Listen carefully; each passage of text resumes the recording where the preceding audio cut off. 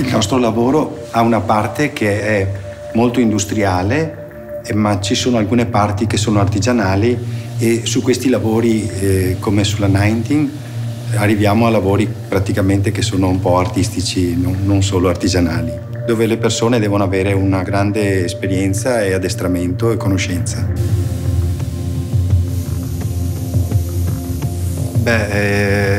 I punti più difficili sono stati questi processi molto particolari e molto diversi da un normale processo di serie e adattarli perché abbiano le stesse caratteristiche e resistenze di un processo standard industriale.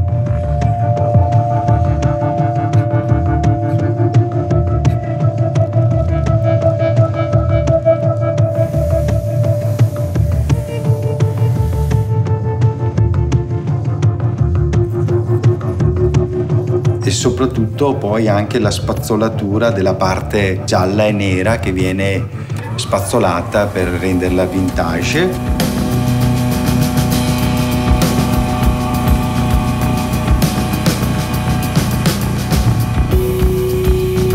Su tutto questo la trasparente che poi deve coprire tutto e dare un aspetto perfetto.